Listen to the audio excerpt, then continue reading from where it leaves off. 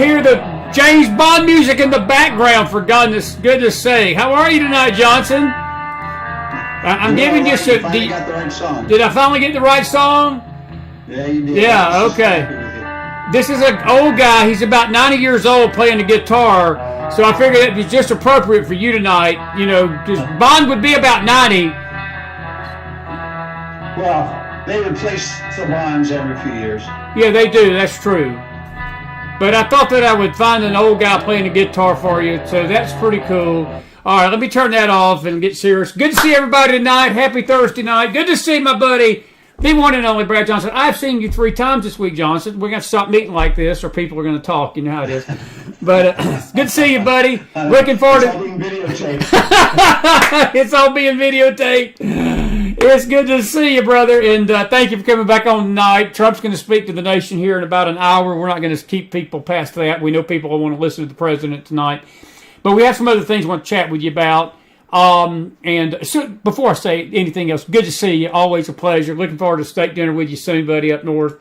And it's good to see you tonight. How are you? Doing all right, thanks. It's always good to talk to you. And I look for a little steak dinners every once in a while at a couple of secret underground locations where people can't find us. Exactly right. You know, when you're rich and famous like we are, Johnson, the paparazzi, we have to do something to keep the drones and the paparazzi from following us and wanting our autographs and stuff like that. The only people that get my autograph is waitresses for signing the check for everybody else in the restaurant. That's the only thing they ask me to do. So, I don't mind the paparazzi. It's the lack of groupies that bothers me. Very true. Very true. Listen, man, good to see you tonight. I was going to ask you, it's been, we're going on Thursday night, about 5-6 days after this horrible thing that took place Saturday. Just based upon, without getting all the details, we wouldn't have time to go through all the reporting. There's just been a lot of evidence that this Secret Service, I put it like this, they either dropped the ball, they're the most incompetent Secret Service we've ever had in the country ever. They're either the most woke Secret Service, which makes it worse. They were in on it, which makes it criminal, international terrorism, domestic terrorism, assassination attempt, or I don't even know what other words to say, but what you've listened to, what you found out, I've sent you some things that some things are, it's just people's word and they're thinking this is what happened. But there's a growing number of people believe, Brad, a couple of things tonight. I just want to get your opinion about it. Possibly another shooter. I've heard that. The time frame between the time they saw this kid with the rifle and they didn't take him out is troubling to me. I tend to believe that issue is more the issue because that does not bode well for motive why they did that. Because nobody's answered that question since Saturday. Why they waited almost 3 to 5 minutes, maybe longer, to take this terrorist kid out, this 20-year-old punk that basically borrowed his dad's rifle AR and said, I'm going to go shoot President Trump today. Yeah, I think the actual timeline from when he was initially spotted was quite a little bit longer, something along the lines of 30 minutes is 30 kind of minutes, what I'm seeing. From when he laid down and brought out his rifle and was trying to get in position to shoot, I think that was the 3 to 5 minute period of time. Right. But there was a long time there where the police sniper was saying, this guy's going to try and shoot the president, and he was not allowed time there. So it's all the whole thing is very troubling, and in the choices that you laid out, I don't think it's mass incompetence on the part of the Secret Service. I think it's the woke factor. I think it's the leadership, and it's one of the reasons why we just can't trust the Democrats who are in charge of all the federal agencies now.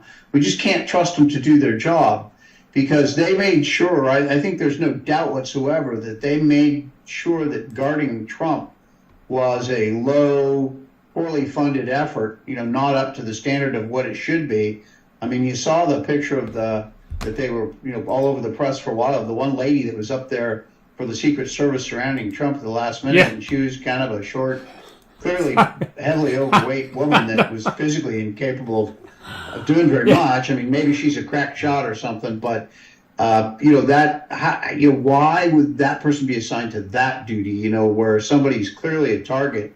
Everybody's known there was a previous Iranian threat against President Trump, and all of this stuff going on. I mean, and all of the threats all the time, just this unending, screaming for violence on the part of the left by all the Democrats in power have done it. I mean, they're just, calling for violence and get in your face and do this and do that, and we're seeing the results of that.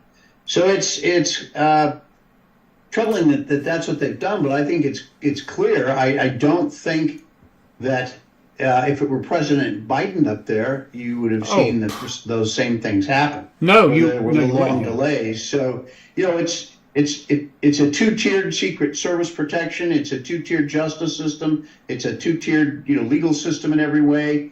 And what's I don't want anyone to forget this. What we've seen is all the shooting by the left. Remember the baseball shooting where the guy went to find the conservatives, right, the Republicans at the baseball practice and shot Steve Scalise, and where the one guy was coming out to kill the Supreme Court justices and got caught, and now a shot at President Trump. The violence is always coming out of the left. And let's not forget the Las Vegas shooting. That was, hard left guy shooting the people he perceived to be the Trump supporters and conservatives. And all the violence is from the left against the right. All of it, over and over and over and over and over and over. So, but let me point out to everybody, the way that the terrorism budgets are handled by the United States government now, and I'm talking about CIA, FBI, DHS, everybody involved, the way those budgets are handled is they've pulled out of what we all think of as the terrorist business. This budget's still there. It's still being spent. But like ISIS and all those guys that are out overseas, Al-Qaeda, those are no longer the priority. So the money and effort against them has all been dialed back. But that money's still being spent. But where do they spend it? It's not on these groups like Antifa or Black Lives Matter or these radical left-wing guys that are out killing innocent people. It's not targeting them, it's targeting us. And I guarantee you that you and I and probably the people listening in, all of that comes to notice. And that's where that budget is being spent.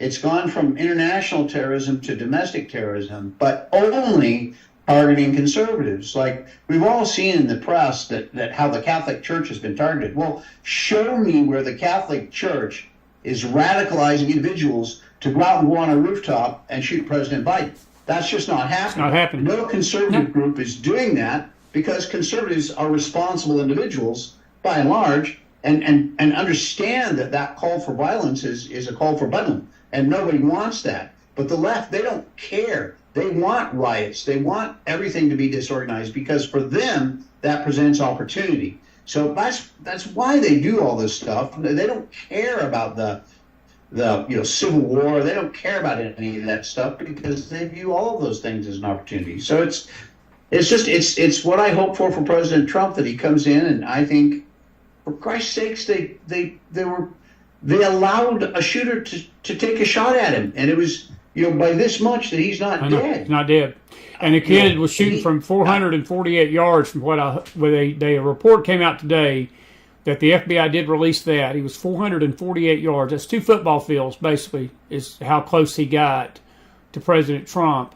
And Brad, 4 football fields. Yeah, 4, that's right, 100 yards. Chris can't add. What am I thinking? 4, yeah, not 2.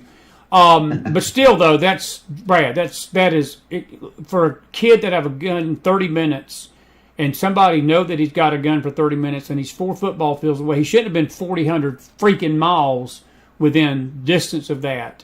And look, he's a 20-year-old. You play with fire, you're going to get your ass shot doing that stuff. He knew exactly what he was doing. I don't want to get into conspiracy talk. I do believe, my personal opinion, that there's a lot of things that are, I put it like this, the way this has been handled, it has given rise to things, to people to think things that may or may not be true. But you can't blame the public for questioning the story and questioning the narrative of the CIA. The head of the CIA, the head of the Secret Service, because what she was saying was the reason they didn't go get the kid. Of all the stupidest answers I've ever heard in my entire life coming from a government official, this one topped it all. That her problem was the sloped roof. And, Brad, no offense, the White House has got a sloped roof. The roof that the Secret Service snipers were shooting back at him was a sloped roof.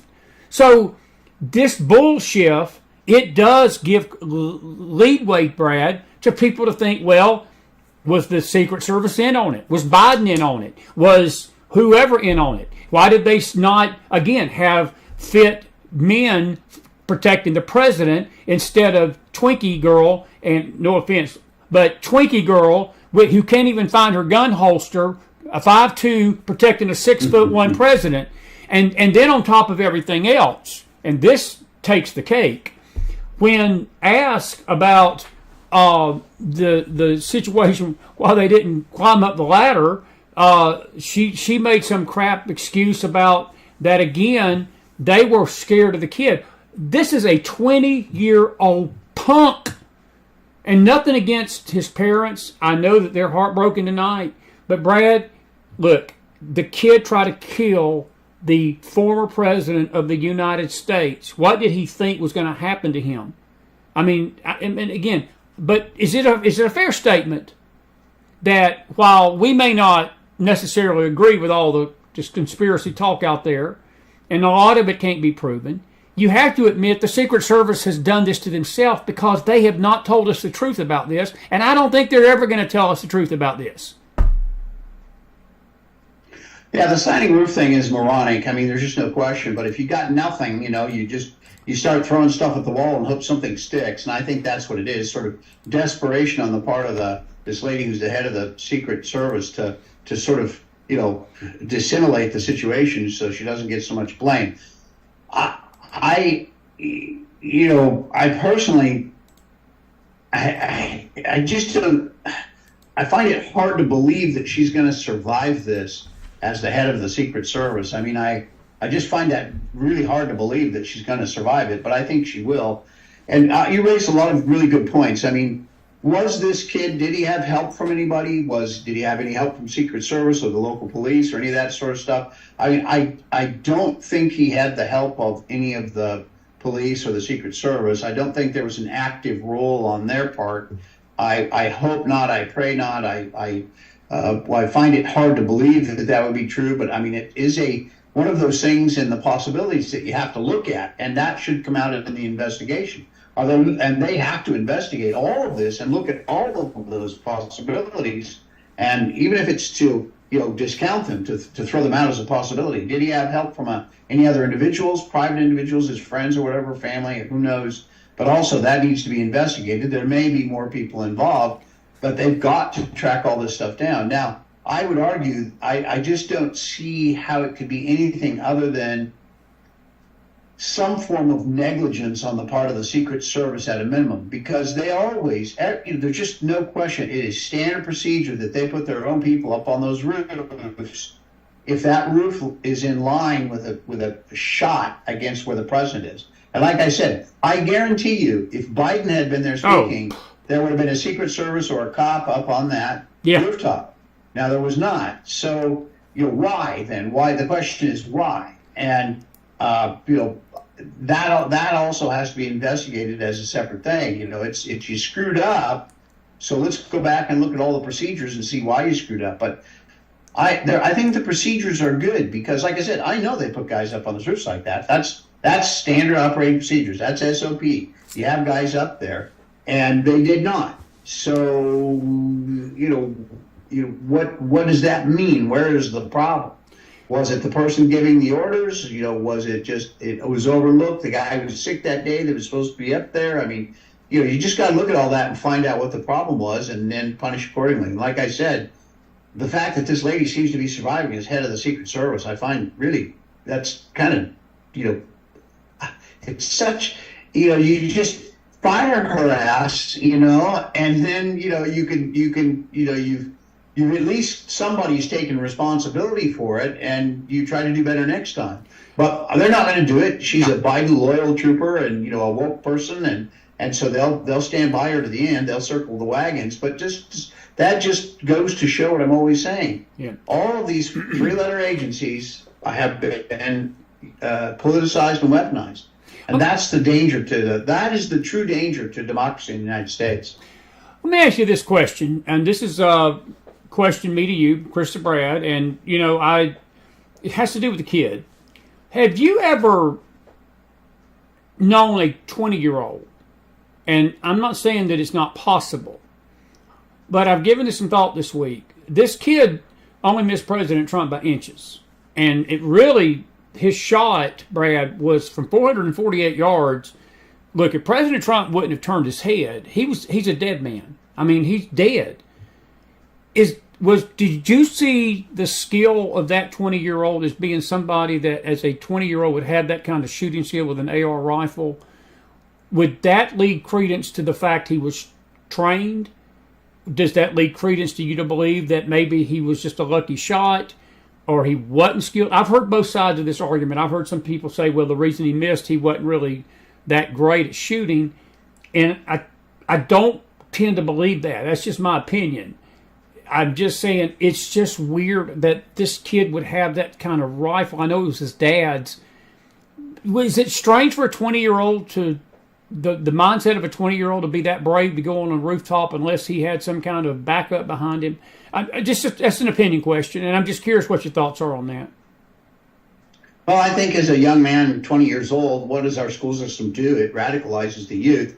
I think he was a product of the school system and was so radicalized and taught that he's supposed to get out there and be violent and demonstrate and do all the things that the left always wants everybody to do, that he just got, he was so radicalized by that he looked at that as a viable option to go out and kill the former president of the United States. Now, his shooting skills, an AR-15 itself, I don't know if it had a scope on it. I understand it did, I think, but I may be wrong on that. But that type of weapon can, it can reach out and touch someone at 1,000 yards. You have to be an awfully good shot at 1,000 yards, but he clearly had shot that gun before and had some time on the range with it and stuff like that. At 448 yards, call 450 yards. I mean, that's a pretty good shot. That's not, Olympic level or trained marksman, trained sniper level or anything like that. But that's still a good shot. I would say a lot of hunters with an appropriate weapon can knock something down at 450 yards. So it's not an unheard of, unreachable sort of thing to do that. He was clearly shooting for the head, I think trying for a kill shot to the head, and, clearly got pretty close, as you pointed out correctly. So I think it's, if anyone suggested he'd never shot that gun before, I would say that's just not realistic. This is somebody who clearly been out there, maybe had hunted or been at the range with this gun, and he must have fired, a few thousand rounds through that gun at least to get to that level. But like I said, it's not some outstanding achievement to be able to shoot that well at that range, but it's pretty good still. Yeah, well, it's just bizarre. It's just bizarre to me. But I think that look, I told you this Saturday night that by Thursday when you came back on, we would know more, and we do know more now. And I'm sure when I get you back on a week or two from now, because I'm going to need you as all hands on deck. I'm going to be calling on you quite a bit probably between now and the election. But I think we'll know more within even a few weeks. Hopefully, more things will start coming out. Do you put a lot of credence in these people that are telling the stories that they saw the kid before the Secret Service did? Are these videos that I've sent you, are you satisfied that we're listening to real-time people and they're not just grandizing this, but these are legitimate claims that these people are making? Seems to be. I mean, a lot of what we're hearing about the crowd pointing him out and stuff like that seems to be very credible. Hopefully we actually get a law enforcement, police investigation, be it FBI or whoever, that's, professionally done. I mean, they certainly know how to do it. So they would go in and look at all that and interview it and review the tapes. And you can piece all these things together. If you have 5 tapes and you put them all up on a screen where they're moving forward at the same time, you really quickly are able to piece together what's real, what's not, and those sorts of things. So it's fairly easy to figure out if these are real or not. And as far as I know, that investigation hasn't even been begun. But, Yeah. And we've mentioned it before. That deeply worries me because are they going to do one? Is it Probably just going to not. slide by? That's it. We're done. Probably they not. shot the kid and it's over. Yeah. I mean, Yeah. that frightens me. That aspect frightens me, and it's the pattern that we've seen. So they just cover up and keep going on, and the con never ends. Oh, it's a sloping roof, and the kid is dead, so we're done. Let me ask you I think this. that's what they're doing. We're going to sort of shift gears a little bit. Joe Biden's the story that is now the other developing story tonight. Comes out yesterday. I don't know if he was in California, where he was at. He comes down, he cancels a speech that he was going to give, says he's got COVID. And then it's almost paralleled. It's almost like within minutes of that story coming out, another story blows up on CNN that CNN claims that there are people in his inner circle that have said that now he's open to dropping out, and that by this weekend he's going to make this grand announcement that Kamala Harris is going to take over he's not stepping down as president, but he's maybe so, but he's going to give Kamala the gear to go into November to run. Do you buy any of this bullshit? Because I'm going to be honest with you, I don't buy a bit of it. And the Crap News Network, I think, is just putting this crap out there to get people's attention diverted, to get people chasing these rabbits. And look, I may be proven wrong, and Chris has always been man enough to come back on my network when I get something wrong and say, well, you guys were right, I was wrong.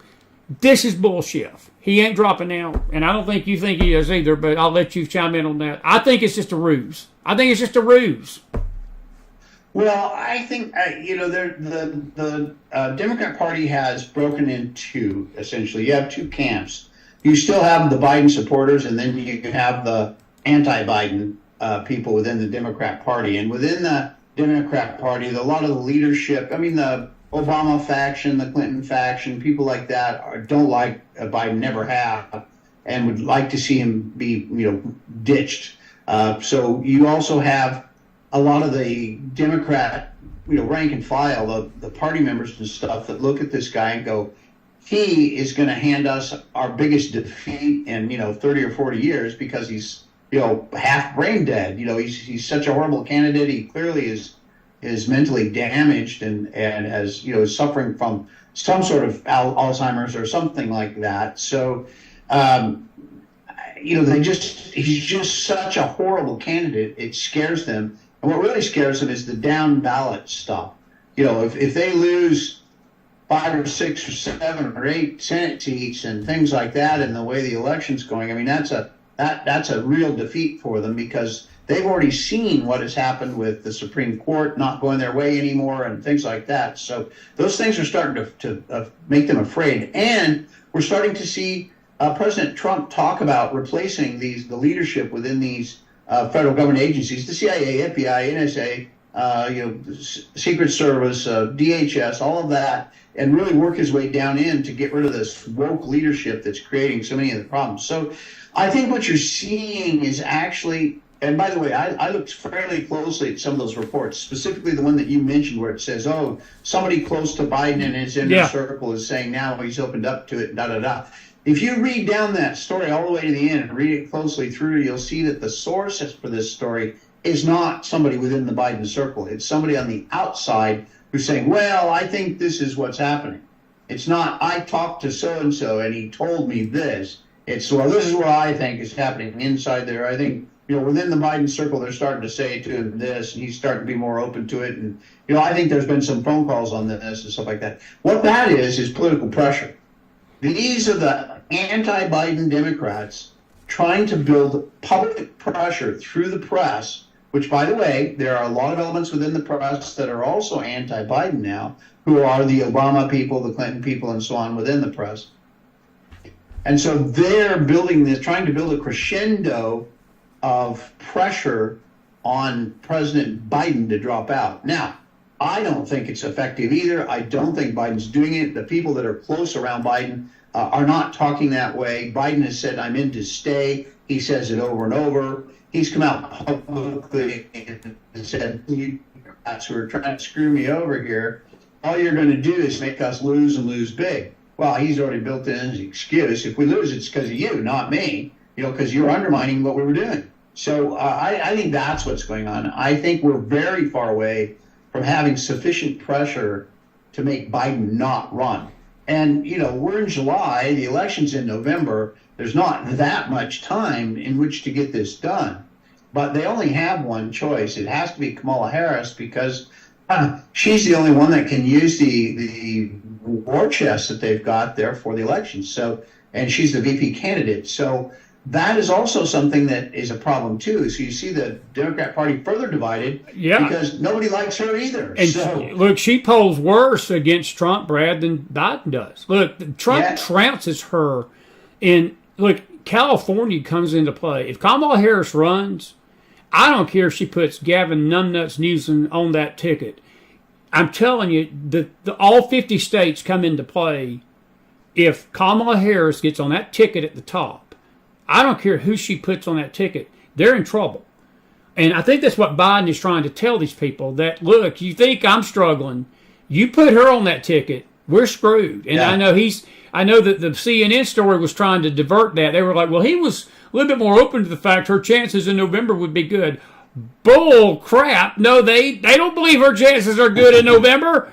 No, because you're right. Everybody does. Go ahead. Everybody does internal polling. Everybody sees all this stuff. And now I would say there has been a paradigm shift. This assassination attempt against Trump has created a paradigm shift, and he's more popular than ever. All his numbers are going up. His donations are going up. Everything is getting better and better and better for him, and getting worse and worse and worse for Biden. And they're getting worse for Biden and Kamala Harris in those areas where they cannot stand to lose votes, and that is among the black voters, Jewish voters, the minorities, the Latino voters, things like that. Trump is relatively popular among Latinos in particular, and is polling quite well among a lot of blacks. So I think basically you have the hardcore left Democrats will vote for Biden. The hardcore kind of leftist rhino Republicans will stay home. But the blue dog Democrats, the independents, and the conservatives out there, the us people, we're all going to vote for Trump, and very enthusiastically. And I think you're going to have the independents vote very enthusiastically. And I think you're going to have the blue dog Democrats, the Reagan Democrats, as a lot of people like to say, are also going to go Trump. So, I mean, it is shaping up. There are a lot of states in play that were not in play before. And I mentioned Virginia in particular. It's because I'm here, so I followed it a little more closely. But if Virginia's in play, which Trump is pulling slightly ahead by like 4 points last poll I saw in Virginia, which was just outside the margin of error, if he can win Virginia, the pathways to victory in election for Biden really narrow. And with J.D. Vance that he's brought in, where he would win Ohio and Pennsylvania. It's one of those things where the pathway to victory for Biden is narrowing pretty quickly. So everybody sees all of this, and in my mind, there's very little doubt that bringing J.D. Vance to the table as the VP candidate that can, pretty well bring Ohio to the table, and Pennsylvania hopefully, and maybe another state or two in that area. If he can bring all of those in and make sure that Trump wins those states, and Trump is going to, if he wins Virginia and things like that, there is no chance for Biden. The pathways all start to close immediately for him. That's the way those elections go. And we just saw the Republican National Committee file a suit against Michigan, the governor of Michigan, who had tried to create the ability for these, all these different offices, Veterans Affairs, and all that things to be vote gathering platforms for people, which of course is just puts it in the pocket of the Democrat Party. Yep. So they filed suit to stop it. And if you remember, in the last couple of interviews previously before the assassination attempt, I was telling you, Laura Trump in the RNC is starting to fight back on these voting issues. And we're starting to see the Republican Party get a little bit more momentum to voter integrity. So this is fundamental. For us to win elections, we have to have voter integrity because, there's never been a lot of question that the Democrats cheat. They've always said vote early, vote often, and that's not by accident. And, there's long traditions of this happening, and it's the Democrat Party. So, I mean, I don't think there's any question. People have been put in jail for it a lot of times out of the Democrat Party. So there's no question. It's just a question of how much. And I think last election, I think there was a lot of it, my personal opinion. And unfortunately, none of these cases have ever gone to court. So I don't know that we'll ever know for sure, because they don't go in and try to prove this. They don't file suit, for example, going back and look how many dead people voted in a state. How many people that had moved out of state voted in that state anyway? I heard a lot of that stuff. I heard Elvis voted, for God's sake. I heard you let him out of the backside of your garage there, and he went up and voted somewhere. In fact, he voted in several states, from what I understand. There was Elvis right in. Got a question before we start taking questions. J.D. Vance, speaking of J.D. Vance, you good with that pick? You like that? You like him? I like him. There's a lot of energy I think he's going to bring to this ticket. I know he's a kid. He's going to make some mistakes, but what's Brad Johnson's take on J.D. Vance? Well, I think he's the right choice under the circumstances, or maybe not the right choice, it's not the right word, but I think he's a very solid choice under the circumstances for these reasons that you and I have been talking about. You got to win the election. Now, you're right, he's young, he's 38 years old. I think that's how old Kennedy was when he got elected, so it's not unheard of. And he'd be VP, of course, not president. But, 4 years from now, he'll be in his mid-40s. He'll be a more mature man after 4 years as vice president. I think he's probably got a fairly strong future in politics. We'll see. As an individual, his policies and the things he says, I would say he would not have been my first choice on philosophical issues, the conservatism and Christian conservatism. He probably would not have been my first choice. Okay. But that's not the only reason to pick somebody. And like we talked about, Ohio is a big reason to pick somebody. If you can, absolutely tie down Ohio to be a state that you win, and let's say Pennsylvania too, that's motive enough. I mean, he's a pretty good candidate, just overall in every category. And so nothing glowing or glaringly wrong about him. So I would say a very smart pick, good choice.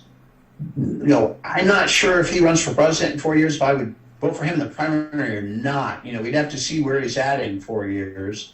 We saw guys, Ted Cruz was a younger man running for president too, and he made a number of mistakes and damaged himself. I don't know. I'm sure he envisions himself running for president again for the nomination, but we'll see. He hurt himself, so we'll have to see if J.D. Vance matures into the slot if they win and does a good job. But politically, I would say an excellent pick. I do too. And I'm with you. I've seen all the videos when he was trashing Trump back in 2016, and people need to realize that things change, people change, and I think that he's seen the light. Folks, you're watching a very special live Mac Files broadcast. We're going to go about another 15 minutes because we want to give you all plenty of time. President Trump is scheduled to speak tonight at the RNC around 10 o'clock Eastern, 9 o'clock Central. That's what we're hearing. And we don't want you to miss that. Now, there's a possibility we'll be on later tonight to give you a chance to chime in on the speech. But if you got a question tonight for Brad or some comments you want to make, Roger Hooker's already got a great comment on Facebook. He says, if Biden doesn't step down, he's here, and there's a whistleblower coming out to expose everything. Have you heard anything about that? I thought I saw something about that today somewhere, that there is some kind of whistleblower coming out. But the interesting thing is Tara Reid has showed back up, or Meade, or whatever the girl's name is, that claimed that he did some bad things to her years ago. They're bringing everybody out of the woodwork. And Elon Musk, I tell you, Elon has the best thing that ever happened to Twitter was Elon Musk. We couldn't even post on Twitter. And he is slamming Biden. I mean, he has got a picture of Guido and Al Pacino and that famous scene in The Godfather when he's kissing his brother before he basically gives him an Italian chokehold in the car later. And he says the worst thing about betrayal is it never comes from your enemies. And he's basically saying they're going to take Biden fishing, and I'll just leave that analogy alone because that's not a good analogy. But Elon Musk is saying that. But Roger's got a point, Brad. I do have to clarify. I mean, the way these things are done, the technical aspects of it are important to me. I follow that thing. And Fredo did not get his throat slit in the car. He was out in the boat fishing and got shot. Exactly. So presumably he was sunk in the lake at that Thank point. you. So I mean, technical aspects matter. Yes. So, just to be clear on that, he shot probably in the head and then dumped in the lake.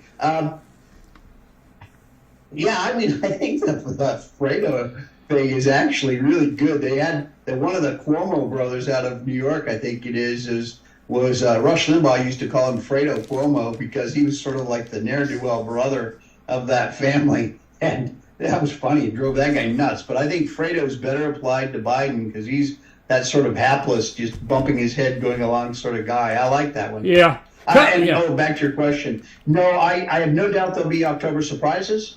I have zero doubt of that. I think another whistleblower is fairly easy to find in what appears to be the Biden crime family. It's kind of led by Hunter Biden. And I think there's many holes and people available out there to speak to. So I would anticipate both sides coming up with some October surprises. Let me ask you this, and it's a great question you just brought up. What's the point of no return for the Dems? At what date do you believe that once it gets past that date, it is virtually 100% impossible for them to take Joe off that ticket? Short of something surprising happening in October, what would be the date in your mind that they have got to do something for it to even matter? Well, certainly the convention. I think at the convention, then it's the legal paths that are available to remove Biden as the candidate are very limited. I mean, you basically have to take him out feet first. I don't think they'd even have time to implement the 25th Amendment, which basically says he's mentally incapacitated or something. You just wouldn't have time to get it done. But that said, I think we're past that point now. I think it would be extraordinarily difficult to actually get Biden off there. I mean, the only way the only realistic way to get Biden off the ticket at this point is if Biden resigns, and I just don't see that happening. The other options, I mean, he either resigns or he's dead, or you move him with the 25th Amendment, and the man's in very poor physical condition. Certainly, he could die, but the odds of that happening between now and November are probably fairly low. Yeah. The 25th, it's too late. They're not going to be able to implement that, so he has to resign. That's the only way. There is no other legal way to remove him. So is he going to resign? I don't think so. So I think that point has been passed. I think we passed it already. Yeah. By the way, Corey Aguilar, Carol Smith, I'll get to your question next. Corey says, I don't feel a sense of urgency of getting to the bottom of the security fiasco. Am I wrong? Or even the shooter? I think we've pretty much settled that. No, there ain't going to be no urgency. And I think you're right, Brad. I think this thing is swept under the rug so quick. It is going to be dug. I'll put it like the Titanic did not go to the bottom of the Atlantic as quick as this goes to the bottom of the Atlantic, brother. I'm telling you, this is going away. Probably we won't even hear about this within a week or two off that media. I guarantee you. I'm afraid so too. I'm afraid the investigation won't even be done. That really, truly is my fear. I mean, one of the problems is if they do an investigation, everybody looks at it. It's a new sort of document like a scientific study would be. Everybody sees the police report when it's said and done. And so if they do an investigation, if they start leaving a bunch of glaring holes in it, that will immediately be available and visible to absolutely everybody. So they're better off just shutting the door on it and saying we're not doing anything, not doing investigation. So I think that's what they'll do. That's where I see this going. Carol Smith's got a great question for you. What if you were advising President Trump tonight? I did see a video, and I think that the caption was Trump has upgraded his security. There were 12.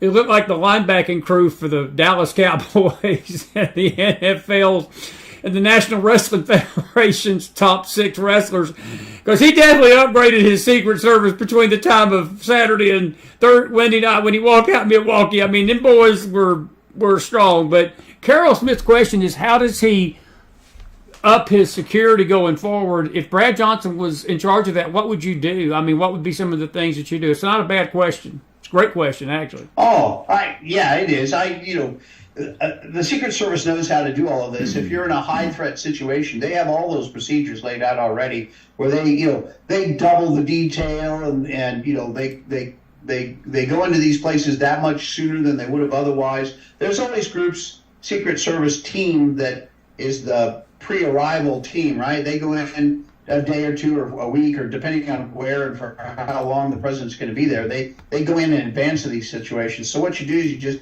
beef up all of that stuff across the board, and then, do you put a helicopter in the air over it and stuff like that? They would just start beefing it up across the board and all of those. And like I said, the Secret Service has all of those procedures already in place. And you're right. I think what they've done now is they've said, the head of the Secret Service said, I've got to cover my rear end now. Well, so I'm going to send in the A team. The 5'2" chubby lady, I'm probably being unfairly critical of her. No, I called her Twinkie she's Girl. off the team. I called her Twinkie Girl. It was pretty evident she was not physically fit for this job. Well, Roger Hooker's got a wonderful thing. He said, this is a CYA investigation. I thought that's pretty good.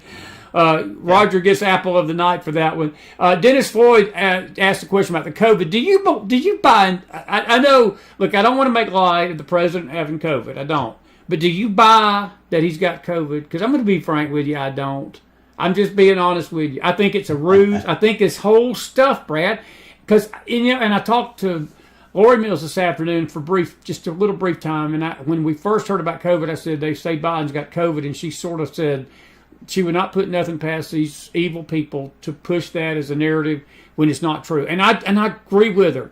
And I don't put nothing past this machine, because they are doing everything they can for damage control right now. And what's your thoughts? I'll just let you chime in on that. I'm not saying he don't, but if it come out to be not COVID and they said it was COVID, it wouldn't surprise me. I'll just say it like that. How about that? That's fair. Well, I think we've all heard of and seen examples of ways, say, a restaurant where they own the building and everything is slowly going broke. And as it gets really to the point where they're, in debt to everybody and all that stuff, a very unfortunate situation happens in the sense that their building burns down to the ground and then everything is destroyed and they collect on the insurance. Well, since they were going broke, the fact that building just happened to burn down was a real incredible stroke of luck. And I think that's what we have here, is a completely incredible stroke of luck that Biden right now comes down with COVID so that he has an excuse not to be out there doing interviews. So is there a reason to yeah, I mean, there's just no question. It's just so convenient that you got to look at it and go, well, there's a very good chance it's not true. We're never going to know, so it's hard to say, because are they capable of lying about it? Absolutely. Are they capable of lying to continue to cover it up forever? Yes. How do you prove 2 weeks from now that he didn't have COVID now? Did they keep the test kit to show to everybody? They didn't. They don't have to. So well, Dr. Dennis Floyd makes a good comment. Debbie Cox, I'll get to your question in just a second, dear.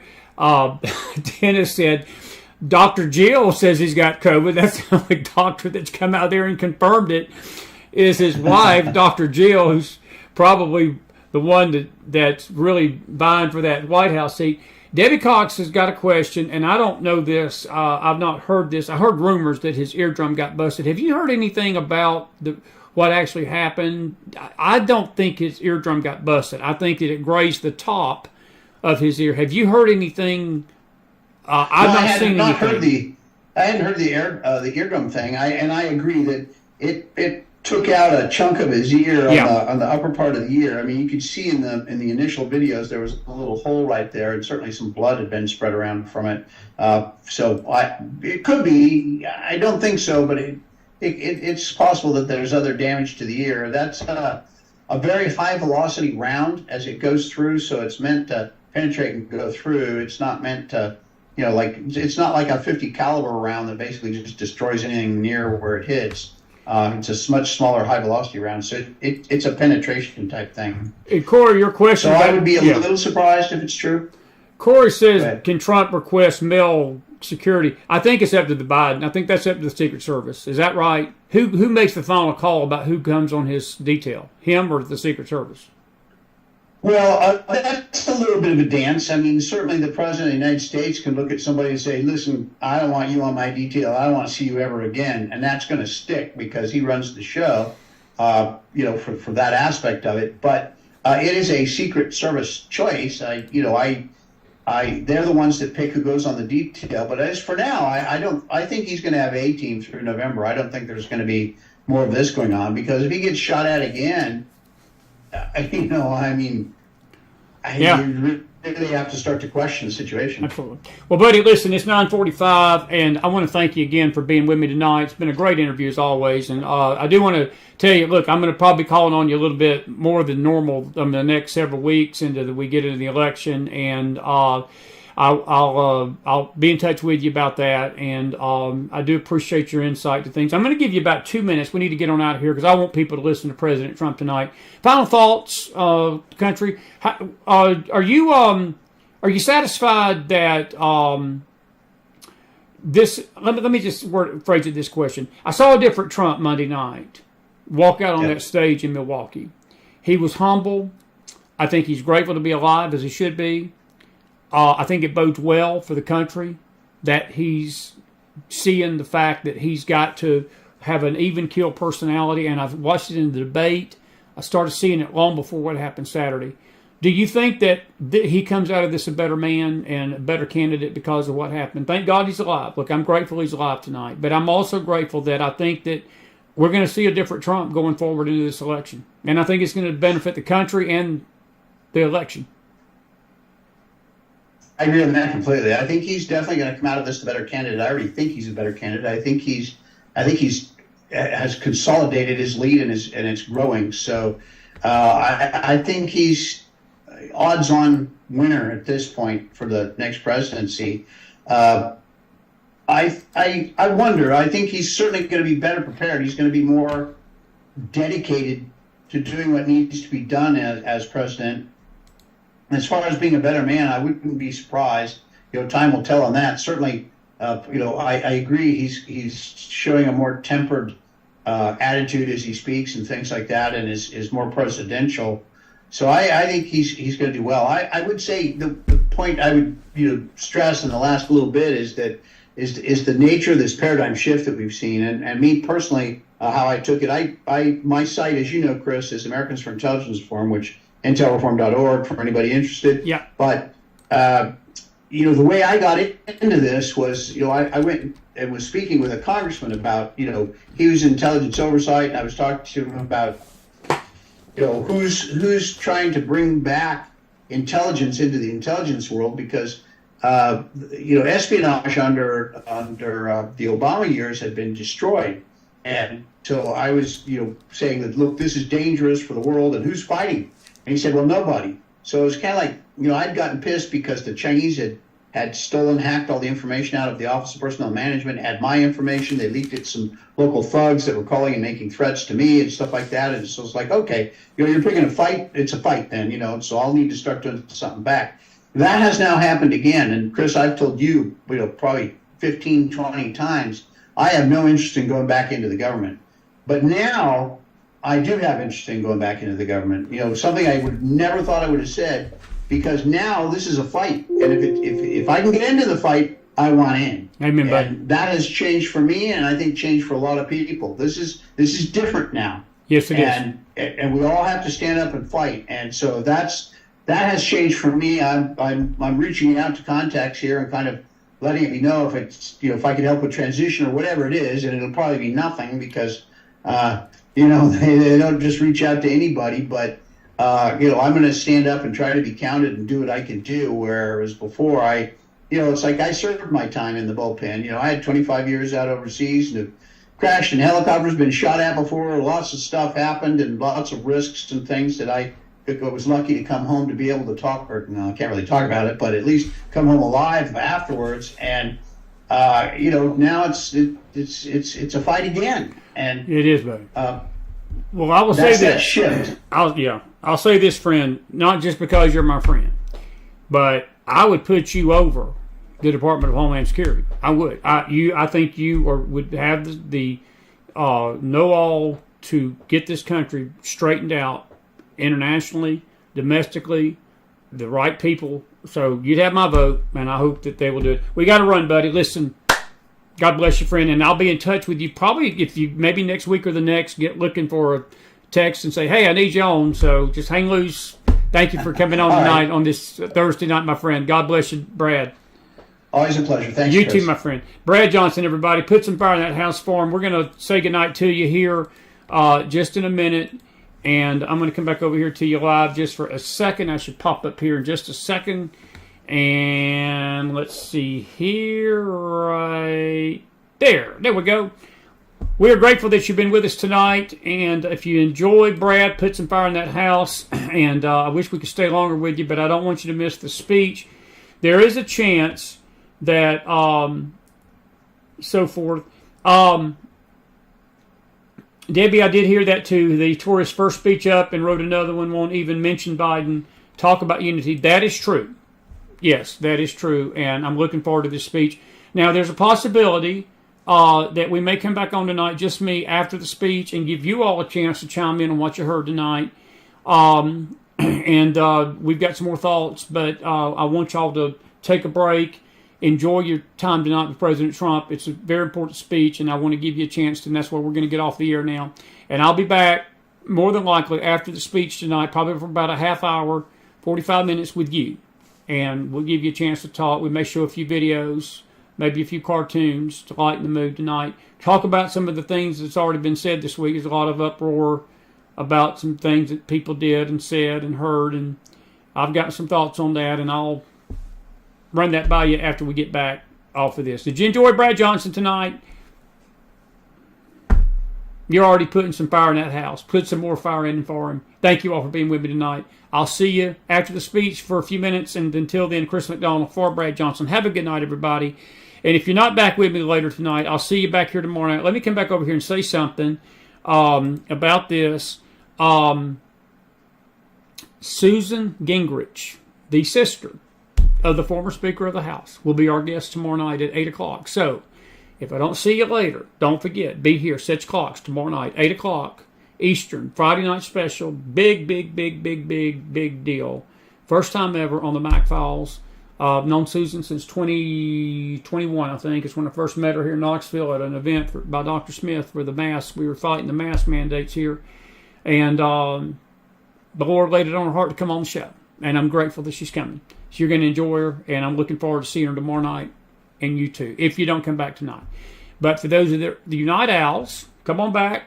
We'll chit-chat and chew the fat and talk about what happened at the RNC this week with you. Have a good night, everybody. I'll see you later. If not, I'll see you tomorrow. Good night, everybody.